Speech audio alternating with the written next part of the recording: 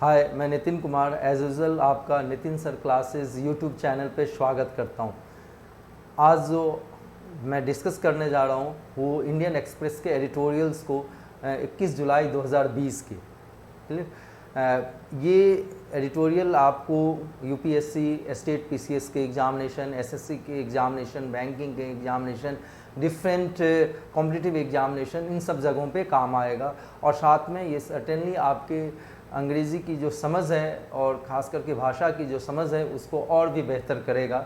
तो देखते हैं, और साथ में जीएस के पेपर में भी ये आपको काम आने जा रहा है सीधे तौर से।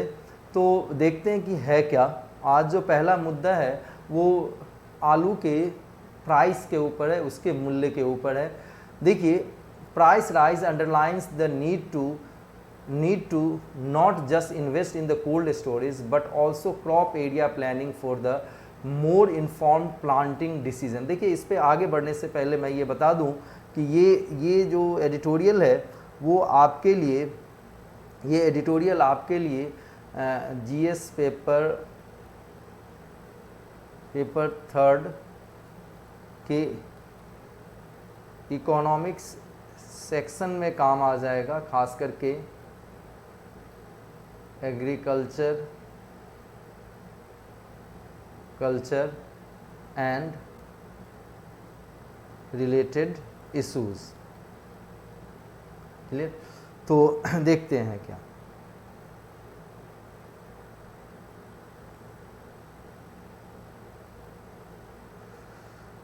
देखिए, price rise underlines need to not just invest in the cold storage. जो कीमतें बढ़ रही है, इससे एक ज़रूरत ये ज़रूर महसूस हो रही है कि सिर्फ और सिर्फ कोल्ड स्टोरेज पे ही क्या ना किया जाए, इन्वेस्ट किया जाए, निवेश किया जाए, but also crop area planning. यानी कि दो मुख्य बातें यहाँ पर जो कही गई है कि कोल्ड स्टोरेज में, ठीक है, शीत गृह में क्या करना पड़ेगा, हमें निवेश करना पड़ेगा, और साथ में क्रॉप एरिया प्लानिंग भी करनी पड़ेगी। किस क्षेत्र में कौन से फसल उगाए जाएँ, किस सीज़न में कौन से फसल उगाए जाएँ, ठीक है, इसके बारे में इसमें चर्चा की गई है। For more inform planting decision, जिससे क्या हो सके और भी पहले से जो सूचना प्राप्त क्या किया जा सके, प्लांटिंग डिसीजन लिया जा सके कि प्लांट कौन से लगाए जाने हैं, उसके ऊपर निर्णय लिया जा सके। अब देखिए कि spurt in the vegetable price specially of tomatoes and potatoes raise question about not only on the Reserve Bank of India headroom for further interest rate cut, but given for continuing with the accommodative monetary policy stance to revive growth and investment in the country। तो देखिए, इसमें ये कहा क्या जा रहा है कि जो बड़ी तेज़ी आई है कि सब्जियों की कीमत में, खास करके यदि आप किसकी बात कर लें, पोटैटो और टोमेटो की बात कर ली जाए, आलू और टमाटर की बात की जाए, तो ये सिर्फ और सिर्फ आरबीआई के ऊपर ही प्रश्न नहीं उठाता कि वो क्या करे कि फर्दर और ज़्यादा इंटरेस्ट रेट में कटिंग करे। किस चीज़ में कटिंग करें? तो इंटरेस्ट रेट में कटिंग करें। अब इंटरेस्ट रेट क्या है ये समझिए कि इसमें आप देखिए कि बैंक रेट आ जाता, सीआरआर आ जाता, एसएलआर आ जाता, ठीक है, इस तरह के इंटरेस्ट रेट में, या फिर आप देखिए कि repo rate, reverse repo rate, इन चीज़ों में क्या किया जा सके, कटौती किया जा सके, जिससे कि क्या हो, ज़्यादा से ज़्यादा लोगों के पास ज़्यादा से ज़्यादा क्या हो कि लिक्विडिटी हो, यानी कि हार्ड कैश हो, जिससे कि वो क्या कर सके, मार्केट में स्पेंड कर सकें। अब देखिए, तो सिर्फ और सिर्फ आरबीआई के ऊपर ये प्रश्न नहीं है, but even for continuing with the accommodative monetary policy stance, बल्कि जो मौद्रिक नीति के जो रुख हैं उसमें भी बदलाव करने की ज़रूरत है, जिससे कि क्या हो कि अर्थव्यवस्था में निवेश के ऊपर क्या हो, तेज़ी आ सके, वृद्धि हो सके। अब देखिए, there is even more so with the consumer price inflation at 6.09% in the June. अब देखिए कि कंज्यूमर प्राइस इंडेक्स की यदि बात की जाए तो जून में ये कितना है, 6.09% है, जो कि केंद्रीय सरकार के द्वारा जो कि आरबीआई के द्वारा, केंद्रीय बैंक के द्वारा जो लक्ष्मण रेखा तय की गई है 6% का, उससे ऊपर है।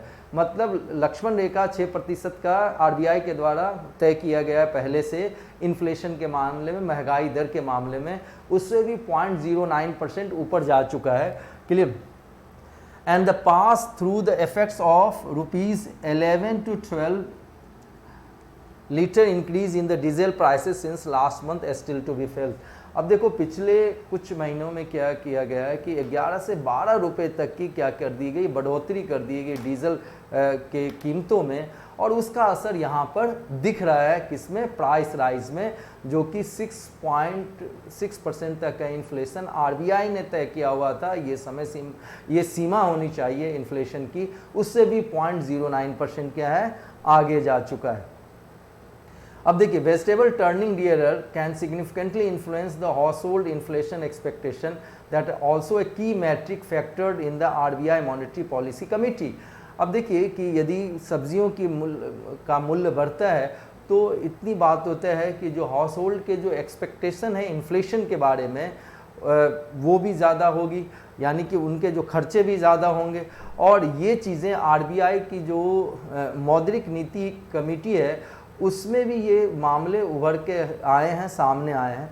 इन its last May 22 meeting the committee has taken note of the unusual spike in the gold in food inflation in April which it expected to moderate on the back of the normal monsoon. अब देखिए कि 22 मई को RBI के मौद्रिक नीति समिति का क्या हुआ, बैठक हुआ। उस बैठक में इस चीज़ पे गौर किया गया कि भाई अप्रैल के महीने में जो खाद्य महंगाई है वो उसमें काफ़ी ज़्यादा वृद्धि हुई है, जबकि इनकी ये अपेक्षा थी कि चूँकि मानसून जो है वो सामान्य रही है तो ये प्राइस क्या हो, कम हो। Retail potato price going up from रफली 20 to 30 per kg in the last 3 months should not be surprised. ठीक है। अब देखिए कि आलू की कीमत जो है वो 20 रुपये से बढ़ के 30 रुपये तक चली गई है प्रति किलो पिछले 3 महीनों में। तो ये कोई आश्चर्य की बात नहीं है, ऐसा इसमें आश्चर्यचकित नहीं होना चाहिए। जिस ढंग से डीजल की प्राइस राइज कर रही है तो उसका तो आफ्टर इफेक्ट दिखेगा ही दिखेगा। अब देखिए कि retail potato price going up, ये तो हो गई बात। The main rabi crop which farmers harvest in the January, March and mainly keep in the cold storage for making a staggered sale till October, November has been an estimated 25% lower this time. Clear? तो कहा यह जा रहा है कि जो ये देखिए यदि पोटैटो की बात की जाए तो ये महत्वपूर्ण रबी फसल है जो कि जनवरी से मार्च के महीने में उगाया जाता है, और फिर जो किसान है उसको क्या करते हैं, कोल्ड स्टोरेज में रख देते हैं, क्योंकि प्राइस वेरी कर रही होती है। ये इसलिए किया जाता है कि जब आलू को खेतों से निकाला जाता है और उस समय एक ग्लट सिचुएशन होती है, सप्लाई साइड यानी कि आपूर्ति ज़्यादा होती है तो कीमतें कम हो जाती हैं। जबकि यदि आप देखिए कि अक्टूबर जाते जाते यदि देखिए जुलाई, अगस्त, सितंबर, अक्टूबर के आसपास क्या होता है कि डिमांड तो यूं ही बनी रहती है, तो उसके साथ ही क्या होता है कि इसकी प्राइस जो है ज़्यादा होने लगती है, तो उस समय किसान इसको बेचना चाहते हैं। तो इस प्राइस फ्लक्चुएशन के कारण से वो क्या करते हैं, किसान क्या करते हैं, उसको रख देते हैं कहाँ पर, कोल्ड स्टोरेज में। तो ये कहा जा रहा है कि ये जो रबी क्रॉप है पोटैटो की, इस बार क्या हुआ है, 25% कम हुआ है। यानी कि पहले 100 केजी हुआ करती थी यदि मान लेते हैं, तो आज के डेट में कितनी हो रही है, 75 केजी हो रही है।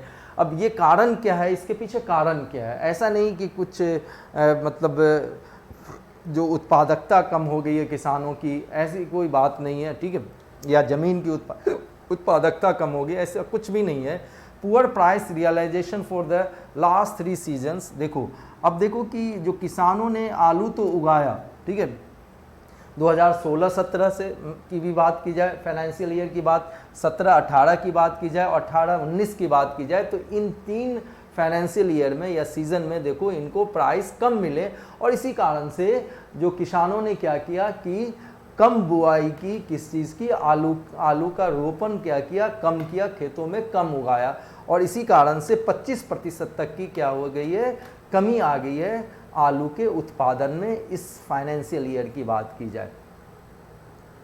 अब देखिए given the production shortfall,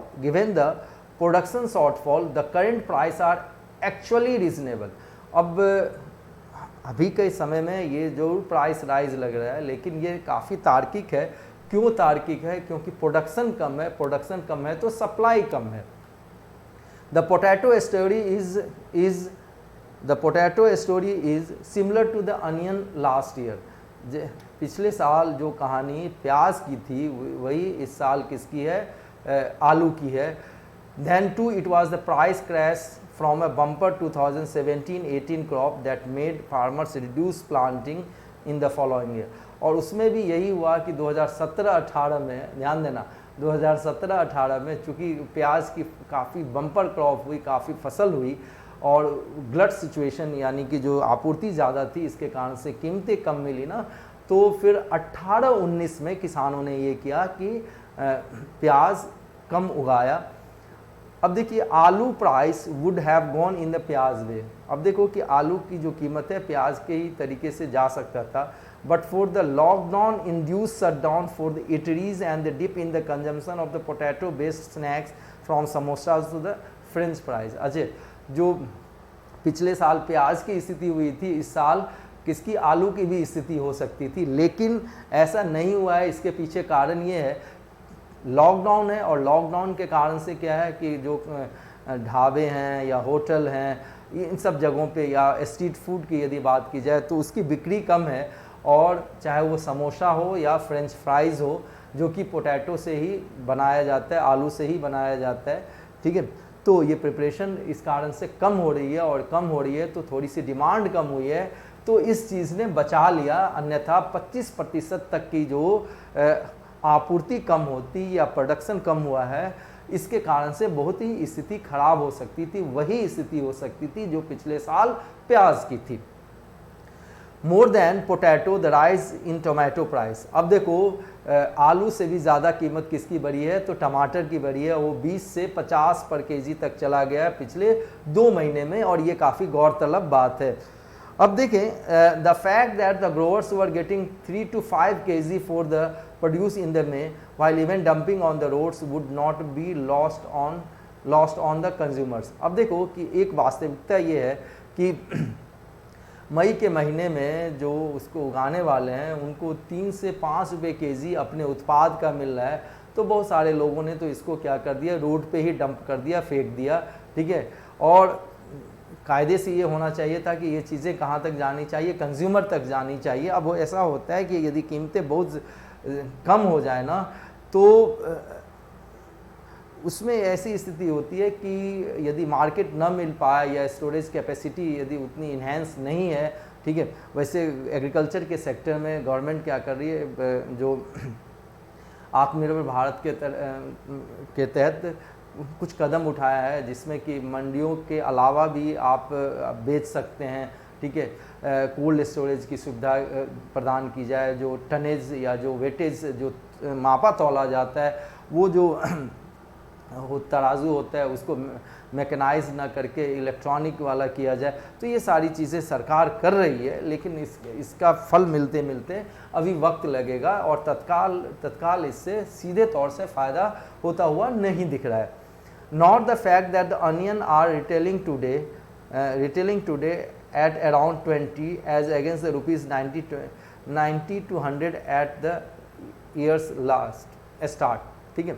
तो अब एक बात और भी समझने की ज़रूरत है कि जो प्याज है वो 20 रुपये के किलो के आसपास बिक रहा है, जो कि इस वर्ष के शुरुआत में 90 से 100 रुपये केजी था।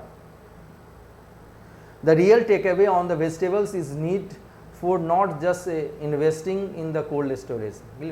और जो इस चीज़ से हमें समझने की ज़रूरत है, ठीक है, सबक लेने की ज़रूरत है सब्जियों के मामले में, कि सिर्फ़ और सिर्फ हमें कोल्ड स्टोरेज में ही निवेश करने की ज़रूरत नहीं है। Neither these nor in the field कांडला चॉल storage structure have reduce the price volatility in the potato and onion. ना ही जो शीत घर बनाया जा रहा है, कोल्ड स्टोरेज जो बनाया जा रहा है, या खेतों में ही कांडा से जो छोटे मोटे कोल्ड स्टोरेज जैसी चीज़ें बनाई जाती है और फिर रख दी जाती है उसमें कृषि उत्पाद को, खास करके वेजिटेबल्स को। तो इसके कारण से पोटैटो और अनियन के प्राइस में, आलू प्याज के कीमतों में बहुत ज़्यादा फ़र्क नहीं आया है, वो उसमें उतार चढ़ाव देखा गया है, अभी भी है। What is necessary especially when India has move from being a structurally deficit to the surplus producer is a crop area planning. अब इस चीज़ को समझने की ज़रूरत है, और यहाँ से आपके लिए जीएस में पॉइंट है, ठीक है। तो ज़रूरत क्या है भारत में खास करके कि हम डेफिसिट से सरप्लस प्रोड्यूसर की तरफ यदि जाना चाहते हैं तो संरचनात्मक सुधार करें, और उसके लिए क्रॉप एरिया प्लानिंग की ज़रूरत है कि कौन सा फसल किस क्षेत्र में और किस सीज़न में उगाया जाए, इसकी प्लानिंग की ज़रूरत है। Farmers should have access to the credible forecast of the opening stock. मतलब किसानों को ये पता होना चाहिए कि इतनी मांग है, शुरुआत में इतनी ज़रूरत पड़ेगी, उसी हिसाब से वो फसल को उगाए, ताकि वो ग्लट वाली जो स्थिति है, और इवन कि एमएसपी जो दिया जाता है वो आप देखते हैं कि दाल और इन चीज़ों के ऊपर दिया जाता, ठीक है, पेरिसेबल गुड्स के ऊपर थोड़ी सी दिक्कत है।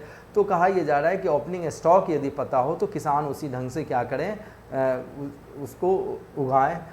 डोमेस्टिक कंजम्पशन, घरेलू मतलब खपत कितनी है, एक्सपोर्ट की डिमांड कितनी है, और इससे क्या होगा कि सही जो प्लांटिंग का डिसीजन लिया जा सकेगा किसानों के द्वारा।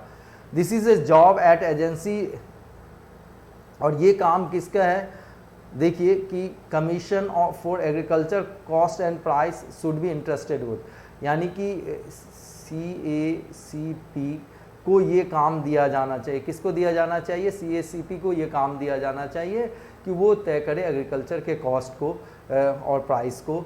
The wild price and acreage swing ultimately benefit no one.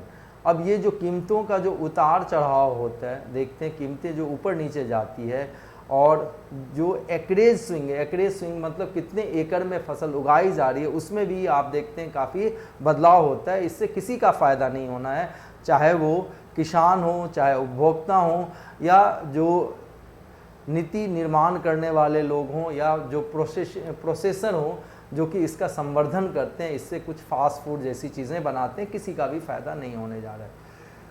अब देखिए कि आज के हिंदू के एडिटोरियल में भी ये मुद्दा था, और द इंडियन एक्सप्रेस के एडिटोरियल में भी ये मुद्दा है। ये आपके जीएस पेपर सेकंड के अंदर गवर्नेंस जो है, और गवर्नेंस के अंदर डेवलपमेंट और एजुकेशन एक हिस्सा है सिलेबस का यूपीएससी के अंदर, वो उस हिस्से में ये आपको काम आ सकता है जीएस पेपर सेकंड के अंदर। तो देखिए, अनलॉकिंग द क्लासरूम, यानी कि जो कक्षाएं हैं उसको खोलना। Decision must be taken with the caution after wide consultation with the local government, school and parent. और ये जो निर्णय लिया जाना चाहिए वो बड़ी सतर्कता पूर्वक ली जानी चाहिए, और व्यापक रूप से क्या करना चाहिए, विचार विमर्श करना चाहिए स्थानीय सरकारों से, यानी कि राज्य सरकारों से, विद्यालयों से, और जो अभिभावक हैं उससे। The corona virus pandemic has led to a crisis in education, amplifying and deepening the many fault lines that existed in an already unequal schooling system. तो कोरोना वायरस महामारी की यदि बात की जाए तो इसके कारण से क्या हुआ है कि शिक्षा जगत में काफ़ी संकटपूर्ण स्थिति आई है, और पहले से ही जो असमान विद्यालय की जो प्रणाली थी पहले से जो मौजूद थी, वो और उभर के सामने आई है, यानी कि दरार या जो फासला है वो और भी ज़्यादा हुआ है। इन द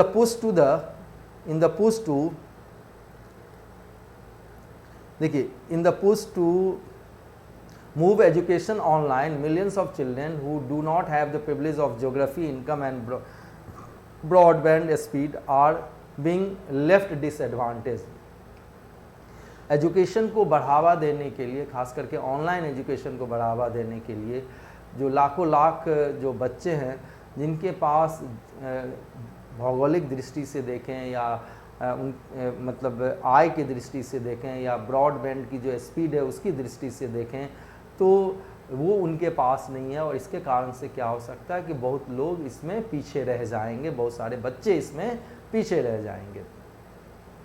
अब देखिए, in the context the union ministry for human resource development 3-day deadline to the state and union territories, asking them to come back with the parents' view on when they would want school to reopen, August, September or October, might seems like another pragmatic step that will allow us to live with the virus. Clear?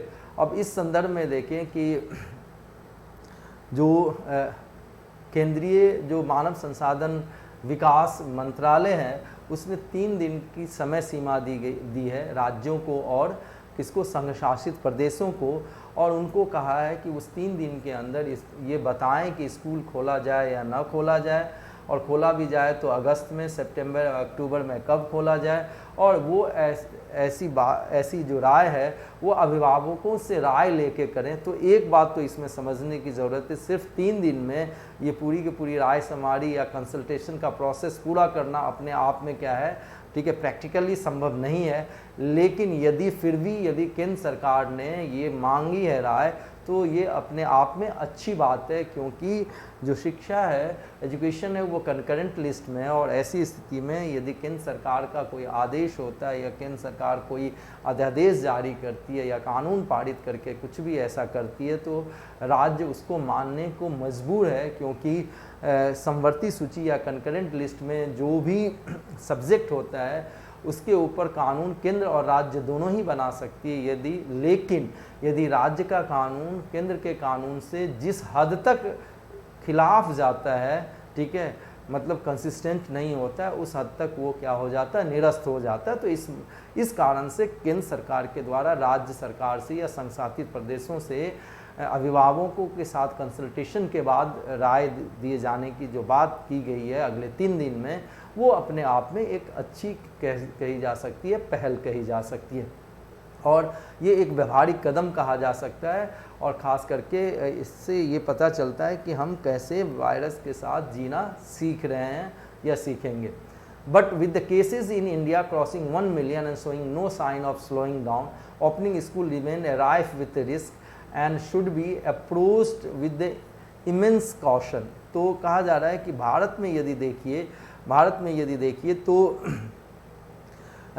जो 10 लाख से ज़्यादा संक्रमित लोग हैं और जो संक्रमण जो है वो कम होता हुआ नहीं दिख रहा है, तो ये जो स्कूल को खोला जाना है, ये अपने आप में काफ़ी मतलब एक आप कह सकते हैं जोखिम भरा काम होगा, ठीक है, और इस मामले में बहुत ही सतर्कता के साथ कदम उठाने की ज़रूरत है। Convincing the adult population to follow social distancing and wear mask is still work in progress as is amply evident in the public places. अब देखिए, जैसे कि आप सार्वजनिक जगहों पे देख सकते हैं, अभी भी वयस्कों में सोशल डिस्टेंस वो मेंटेन करें या मास्क पहने, ये काम स्टिल वर्क इन प्रोग्रेस है, मतलब ये काम चल रहा है। अभी भी लोगों ने पूर्णतया सोशल डिस्टेंसिंग जैसे न्यू नॉर्मल जो कहते हैं उसको अपनाया नहीं है, मास्क पहनने को अभी भी अपनाया नहीं है। तो ऐसी स्थिति में आप समझिए कि बच्चों से ये अपेक्षा किया जाना कि वो किसी इनक्लोज्ड स्पेस में जैसे क्लासरूम के अंदर मास्क वगैरह पहन के रहेंगे, वो क्या है, इस महामारी के दौरान एक तरीके का कह सकते हैं कि गैर वास्तविक क्या होगा, आकलन होगा। जब आप और जो गवर्नमेंट की जो एजेंसी है वो वयस्क लोगों में ये नहीं करवा पाई है, तो बच्चों में करवा पाना कितना संभव होगा, तो ये तो समझने लायक बात है। How then do the government and society come up with a solution that compensate for the absence of this vital social space in the lives of the children? तो अब आप ये समझिए कि तब सरकारें या समाज कैसे इस समस्या का समाधान करेगी, और जो बच्चे सोशल स्पेस में यानी कि अपने स्कूल नहीं जा पा रहे हैं, ठीक है, और वो जो अनुपस्थिति है उसको कैसे कंपनसेट किया जाएगा, उसकी कैसे क्षतिपूर्ति की जाएगी, ये थोड़ा सा मुश्किल काम है। ये कैसे हो पाएगा, ये सोचने लायक बात है। देखिए, इसमें कहा जा रहा है कि one way would be to stop panicking about children falling behind in some imaginary academic race. अब देखो, अभिभावकों में भी क्या है कि देखो कि उसका बच्चा जो है वो अपनी सिलेबस पूरी कर रहा है, वो आगे बढ़ रहा है, और हमारा बच्चा डिजिटल डिवाइड के कारण से हो या इनकम डिवाइड के कारण से हो या सोशल डिवाइड के कारण से हो या जोग्राफिकल डिवाइड के कारण से हो पीछे रह रहा है। तो ये जो इमेजनरी रेस है, काल्पनिक जो प्रतिस्पर्धा की स्थिति है, वो अपने आप में क्या है, गलत है और इस चीज़ को रोका जाना चाहिए। The enclosure of the school is a setback in many other ways, clear. और ये जो स्कूल को क्लोज किया गया है वो अपने आप में बहुत सेटबैक है, ठीक है।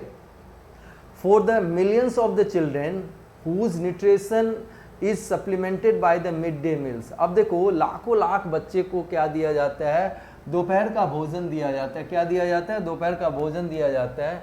और इसका क्या होगा, बहुत ही गंभीर परिणाम होगा किसके, उनके हेल्थ के ऊपर, बच्चों के स्वास्थ्य के ऊपर।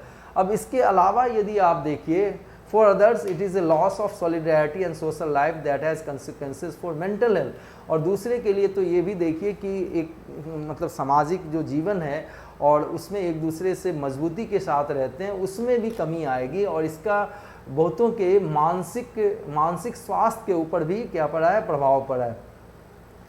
अब देखिए, अब एक बात जो खास करके टीचर्स के बारे में कही जा रही है, for teachers who have not been paid salary it underlines how societies have undervalued their skill.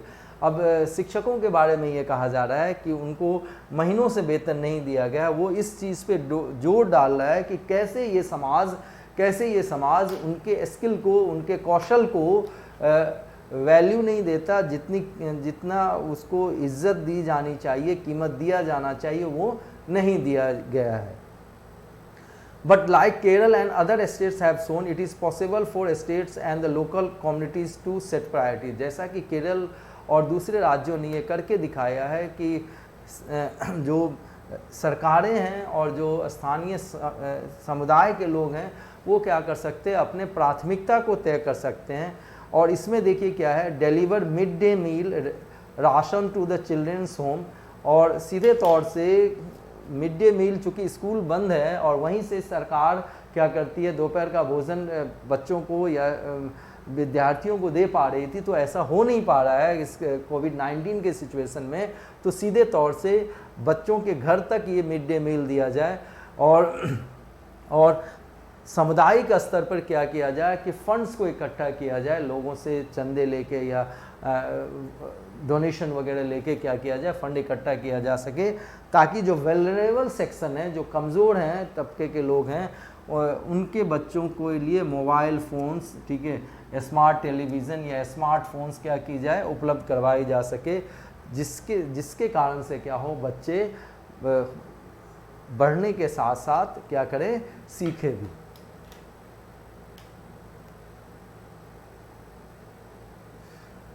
The pandemic has revealed again and again the negligible investment in the public goods such as health and education hobble societies. अब देखो, इस महामारी ने इतनी बात तो बता ही दी है, इस बात का खुलासा कर ही दिया है बार बार, ठीक है, कि हमने लोक फ़ायदे की जो चीज़ है, जो एरिया है, जैसे स्वास्थ्य की बात की जाए, शिक्षा की बात की जाए, तो उसमें कितना हमने ना के बराबर निवेश किया है। और इस कारण से जो समाज है वो क्या कर रही है, लड़खड़ा रही है। And the top down dictates are not enforceable in the exploding crisis. और जिस ढंग से ये संकट क्या होता जा रहा है, विस्फोटक होता जा रहा है, उसमें ऊपर से नीचे की तरफ टॉप टू बॉटम अप्रोच, यानी कि जो सेंट्रल गवर्नमेंट है वो एक आदेश दे, वो स्टेट तक पहुँचे और स्टेट क्या करे, उसको अर्बन लोकल बॉडीज़ तक, या तो पंचायती राज इंस्टीट्यूशन की बात कर ली जाए या जो म्यूनिसिपैलिटीज़ तक वो बातें जाएं, और फिर उसके बाद वार्ड और फिर नीचे। तो ये वर्क करता हुआ क्या नहीं दिख रहा है, ध्यान देना, ये वर्क करता हुआ नहीं दिख रहा है।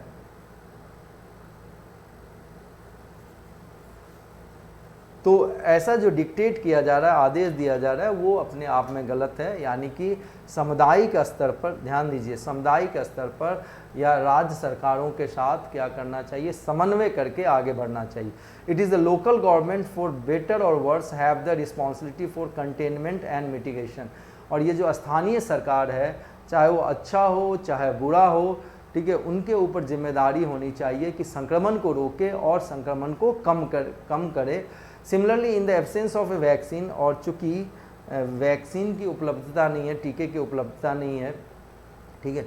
Communities, panchayat, school and panchayat should be encouraged and empowered to decide if and when to reopen the classroom. तो कहा जा रहा है कि चाहे वो समुदाय हो, चाहे वो समुदाय हो या फिर पंचायत हो, फिर स्कूल हो या अभिभावक हो, इनको क्या किया जाना चाहिए, प्रोत्साहन देना चाहिए और इनको सशक्तिकृत किया जाना चाहिए कि वो ये निर्णय लें कि इस विद्यालयों को कब खोलना है और कब खोलना है, and how to teach in a way that no child is left behind, और इस ढंग कैसे पढ़ाई करवाई जाए जिससे कि कोई भी जो बच्चा है वो इस मामले में पीछे ना रह जाए।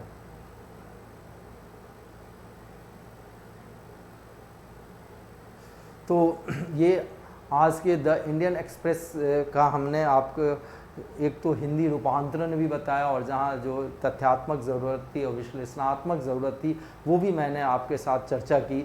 तो यदि आपको ये वीडियो पसंद आता हो, मेरी वीडियो पसंद आती हो, तो आप मेरे चैनल नितिन सर क्लासेस को सब्सक्राइब करें, शेयर करें, लाइक करें, ठीक है, अपने सहपाठियों तक पहुंचाएं।